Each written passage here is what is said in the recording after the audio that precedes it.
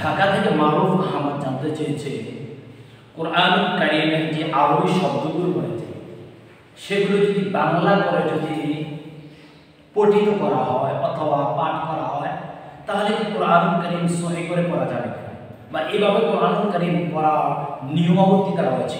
খুবই very important বিষয়। এটা প্রতিটি মুমিন মুমিনাতের জন্য জানা অত্যাবশ্যক মনে হচ্ছে, কেননা প্রতিটি মুমিন মুমিনাতের জন্য কোরআন কারীম দ্বীনি শিক্ষা অর্জন করা ফরজ। রাসূল আরবি সাল্লাল্লাহু আলাইহি ওয়াসাল্লাম বলেছেন, তালাবুল ইলমি ফারিদাতুন আলা কুল্লি মুসলিম ওয়া মুসলিমা। দ্বীনি ইলম শিক্ষা করা প্রতিটি নর এবং নারীর জন্য ফরজ একটি বিধান। তার মধ্যে অন্যতম হচ্ছে কোরআনুল কারীম।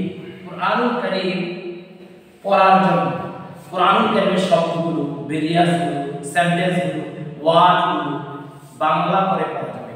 অর্থাৎ আলিফ লাম মিম বাংলাতে যদি বলি আলিফ লাম মিম বা যালিকাল কিতাব, আমি বাংলাতে যদি যালিকাল কিতাব দেখে যদি আমি যদি ধীরে ধীরে যদি পড়ার চেষ্টা করি এই পড়াটা সহি হবে কিনা, খুবই ভেরি ইম্পর্টেন্ট জানার বিষয়। সেটা হচ্ছে কোরআনুল কারীম পড়ার ক্ষেত্রে আল্লাহ সুবহানাহু ওয়া তাআলা সূরাতুল মুযাম্মিলের মধ্যে বলেছেন, ওয়ারাত্তিলিল কুরআন তারতিলা, তোমরা কোরআনুল কারীমকে তারতিল এবং তাসবীদের সহিত পড়ো। অর্থাৎ তারতিল এবং তাসবীদ অর্থ যে সুন্দর করা, পঠিত করা, পাঠ করা। তাহলে কোরআনুল কারীম আপনি যখন পড়বেন কোরআনুল কারীমের প্রতিটি হরফ আপনি সহি করে পড়তে হবে, অর্থাৎ তার মাখরাজ অনুযায়ী পড়তে হবে। আপনি যদি উদাহরণস্বরূপ বলছি রা, এখানে যে রাল বললাম, রাল জিহ্বা অগ্রভাগ থেকে বের হয়েছে, নরম একটি শব্দ। আর আমি যদি বাংলাতে যদি বলি অন্তস্থীয় জ আকার ল, জাল হবে, তাহলে বাংলাতে আমি জাল বললাম আর আরবিতে আমি রাল বললাম। আমি আরবিতে আলামিন বললাম আর বাংলাতে আমি আ সরিয়া দিয়া আলামিন বললাম।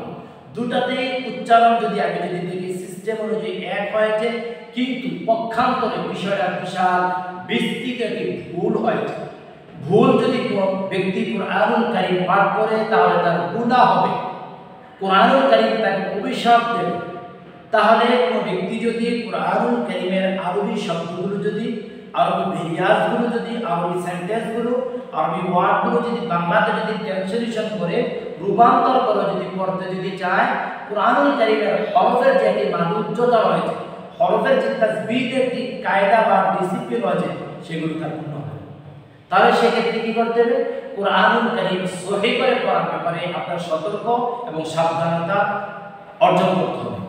এখন কোশ্চেন থাকে, আমি তো হুজুর কোরআনুল কারীম সহি করে শিখতে পারি না বা শেখার অনেক আগ্রহ, আমি মাধ্যমগুলো পাই না।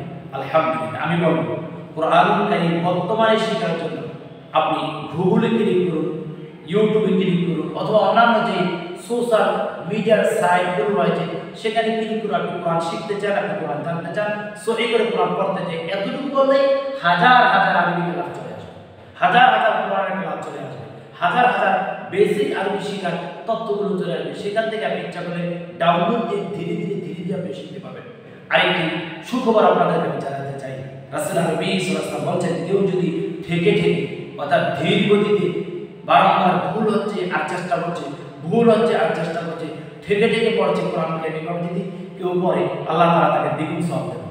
সুবহানাল্লাহ। অর্থাৎ আমি যদি কোরআন ডাইরেক্ট পাঠদান করি অর্থাৎ পাঠ করি, তাহলে আমি একটি হরফের কারণে 10টি নেক পাবো। কেউ যদি ঠেকে বারংবার চেষ্টা করছে, রিপিট করছে, এভাবে যদি পড়ে সে 20টি নেকি পাবে। সুবহানাল্লাহ, সুবহানাল্লাহ। তাহলে আপনাদের জন্য পরামর্শ হবে কোরআনুল কারীমের আরবি শব্দগুলো বাংলাতে না পড়ে আপনি চেষ্টা করুন আরবিতে পড়ার জন্য। যদি পড়তে পারেন আল্লাহ তাআলা আপনাকে দ্বিগুণ সওয়াবে আপনাকে খুশি দিবেন, দ্বিগুণ সওয়াব আল্লাহ আপনাকে দান করবেন।